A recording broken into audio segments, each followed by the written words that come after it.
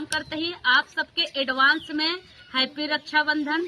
सब भाई बहन लोग खुश रहा, मस्त रहा, सबके बीच में प्यार बना रहा है। आप सबके सामने हम राखी से संबंधित एक बहुत प्यारा गीत लेकर आए ही।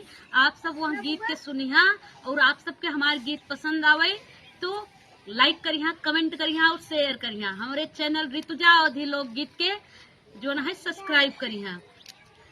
धन्यवाद। भैया काऊ दे बाराकी के बधाई में, बाधब जब कलाई में ना।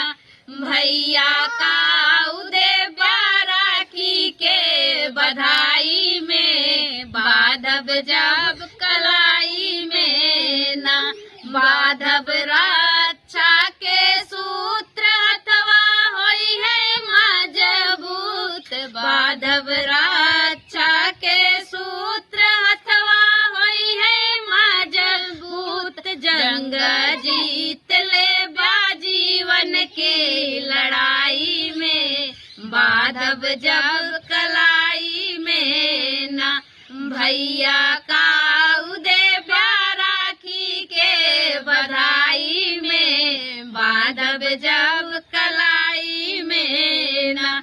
रोचना तो रे लागऊ बई अक्षत रोली से सजऊ बई, रोचना तो रे लागऊ बई अक्षत रोली से सजऊ बई। सरवा ऊंच होई है कीरत जस लड़ाई में, बाधब जब कलाई में ना।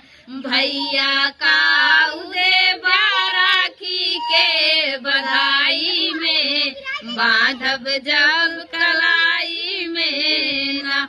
दियना बाती जलऊ बई आरती तो रे घूमऊ बई, दियना बाती जलऊ बई आरती तो के घूमऊ बई। मंत्र पाड़ी ले बई ढीठ की झराई में, बाधब जब कलाई में ना। भैया काऊ दे बाराकी के बधाई में, बाधब जब कलाई में ना।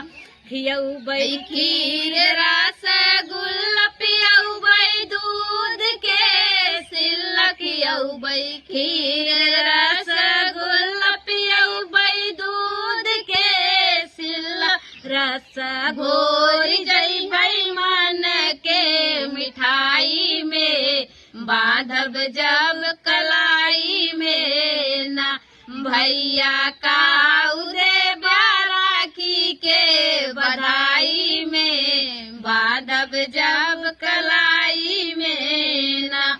हमरे राखी का मोल भाऊ बड़ा न मोल, हमरे राखी का मोल भाऊ बड़ा न मोल। सौदा माता किया बहनी और भाई में, बाधब जब कलाई में ना।